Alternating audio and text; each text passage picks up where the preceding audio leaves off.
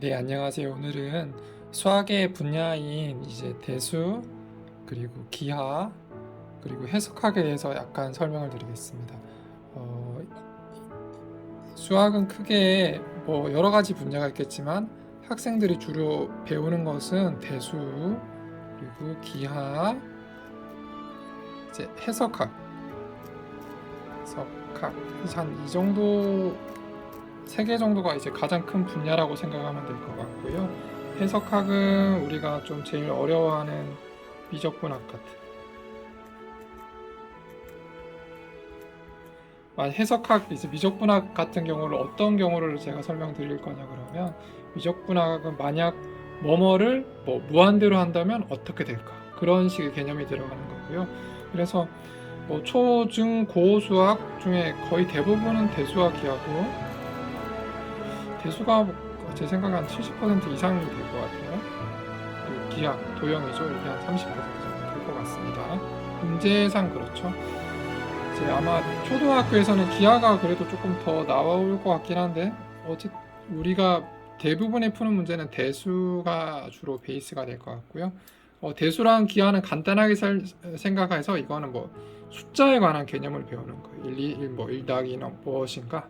2 더하기 3은 무엇인가? 아니면 곱하기, 뭐 나누기, 이상, 뭐 수의 절대값, 뭐 자연수, 소수, 뭐 음의 정수 그런 게 있겠죠. 기하는 도형입니다. 도형. 여러분이 아시는 뭐 세모, 네모, 삼각형, 사각형, 뭐 각도, 원 이런 걸 이제 이런 식으로 수학을 크게 나눌 수가 있어요. 해석학은 일단 제껴두고, 왜냐하면 이 친구는 뭐 고등학교에서도 자연과 자연 계열에서 뭐 배우겠죠. 해석학은 일단 내버려 두고요. 대수랑 기하를 쓰는데 우리가 아이들을 가르칠 때 이 두 가지를 반드시 같이 쓰는 훈련을 하면 되게 많이 도움이 돼요. 왜냐하면 대수로 표현된 문제도 도형을 이용해서 풀면, 그림이나 도형을 이용해서 풀면 조금 더 쉽게 풀 수가 있고요. 기하의 문제도 대수의 방법을 이용해서 풀면 조금 더 쉽게 풀 수가 있어요. 자, 뭐 가장 간단한 예로 들어드리겠습니다. 아이들한테 이상초가 뭐 그런 개념 가르칠 때 있잖아요.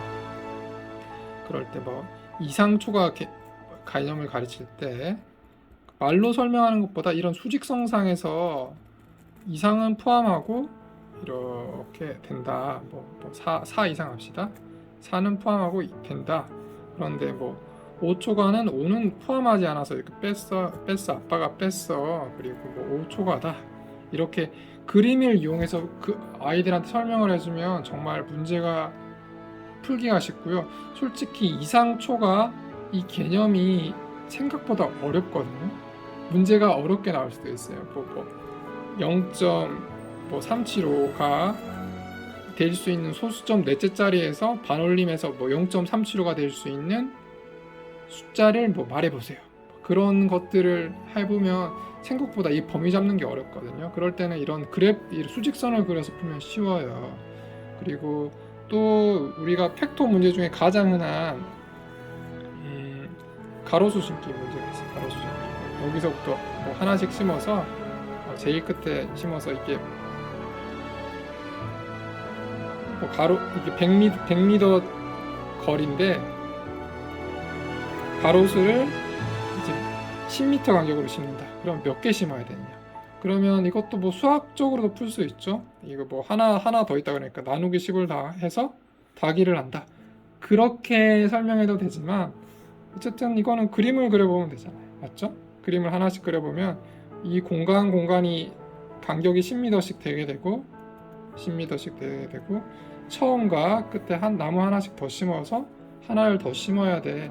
이렇게 접근을 하면 더 쉽거든요. 그렇기 때문에 제 생각에는 초등학교 수학을 이제 아이를 직접 가르치실 때 부모님께서 한번 잘 보시고 해당 문제 자체가 기하를 소위 말해서 그림을 그려서 풀 수 있다. 그러면 그런 접근 방법도 애한테 가르쳐 주는 게 나쁘지가 않아요. 대부분은 뭐 초등학교 그러니까 문제집의 답지를 보면 요새는 대부분 이제 간단하게 나와 있잖아요. 그렇기 때문에 그림을 그려서 푸는 경우가 상당히 드물거든요. 흔치는 않아요. 물론 기하 문제는 당연히 그림이 나오겠지만 뭐 대수 문제까지 그림을 이용해서 푸는 경우가 드문데 이제 엄마 아빠가 아이들한테 수학을 가르칠 때 뭐 이런 이상 초과 개념도 마찬가지고 특정 문제가 대수만의 개념을 가지고 그러니까 대수로 설명하면 아이들이 조금 더 이해하기 어려운 경우가 많거든요. 그리고 아이들은 대부분 제가 생각하는 개인적인 생각일 수도 있지만 도형을 더 잘해요. 도형을. 왜냐하면 이건 복잡한 게 연산이 필요하진 않거든요. 기하를 더 좋아하고 이게 개념 잡기가 더 쉬운 것 같아요.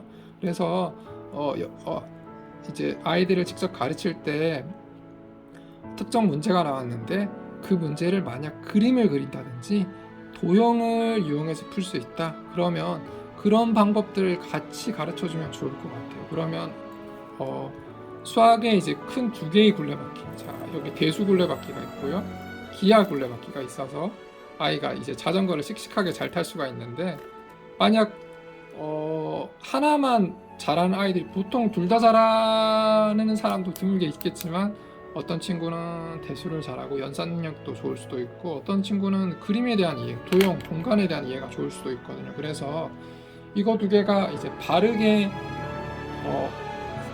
뇌를 성장시키면 나중에 수능 칠 때도 엄청 좋아요. 수능 칠 때도 수능 문제 같은 거 보시면 그림을 이용해서 풀면 쉽게 풀리는 문제가 드물지 않게 있거든요. 숫자로 계산하면 상당히 복잡한 개념인데 도형을 이용한다든지 아니면 이제 기하를 좀 적용을 해서 풀면 쉬운 문제가 있어요. 그래서 아이들 초등학교 때, 뭐 중학교 때, 고등학교 때 마찬가지입니다. 아이들 가르칠 때 이런 개념을 알려주세요. 아이야, 수학 문제를 풀 때 너가 조금 어려우면 그림을 그려서 풀어도 괜찮아. 도형 문제도 풀 때도 마찬가지입니다. 뭐 각도, 뭐 이런 것도 각도라든지 어쨌든 그림 도형의 뭐 정의 이런 것도 수학의 그러니까 대수의 개념을 조금 넣어서 설명을 하면 조금 더 이해가 더 쉬울 수 있거든요. 그래서 아이한테 수학 문제를 풀 때 그림을 그려서 풀어도 돼. 또는 뭐 너가 그림 푸는 문제에도 너가 필요하면 숫자를 써도 돼. 그런 식으로 요 두 가지가 항상 같이 쓰일 수 있게 이제 생각을 많이 길러주세요. 수학 문제집을 풀 때. 그러면 제 생각에는 수학적인 개념의 확장이 더 될 것 같아요. 대수만 잘하는 애, 제 생각에는 수학 문제를 빨리 잘 풀기가 쉽지 않고요. 기하만 잘한다? 이건 조금 더 문제예요. 왜냐하면 제가 대수 문제가 더 많다고 말씀드렸죠. 우리 아이는 도형이랑 공간 그런 계산은 잘하는데 숫자 이런 식은 잘 못 푸는 것 같아요. 그것도 좀 문제가 있겠죠. 그래서 이제 초등학교 뭐 저학년이나 어쨌든 뭐 중학교도 마찬가지입니다. 고등학교는 조금 지난 것 같긴 한데 두 가지를 다 발달시키기가 어쨌든 수학적인 문제에 대해서 접근할 때 이 문제를 그림을 이용해서 풀지 숫자를 쓸지 그런 것들을 조금 더 폭넓게 이렇게 상호작용하면서 생각하시면 아이가 이제 수학적인 그러니까 재능을 좀 더 증가시키는 데 도움이 될 것 같고요. 부모님이 아이에게 문제를 가르치거나 문제집을 풀면서 수학 이제 답에 대한 접근 방법을 가르칠 때 최대한 이 연관성이 있는 문제는 그런 조그만 연관성을 지어서 아이에게 설명을 해주시면 아이의 수학적인 사고력이 더 발달이 될 것 같습니다. 그래서 오늘은 수학의 영역에 대해서 간단히 알아보았고요. 그리고 우리 아이가 대수기하의 수학의 두 바퀴를 같이 이렇게 발전시키면 조금 더 수학에 대한 접근 방법이 좋아질 것 같다 말씀을 드렸습니다. 시청해 주셔서 감사합니다.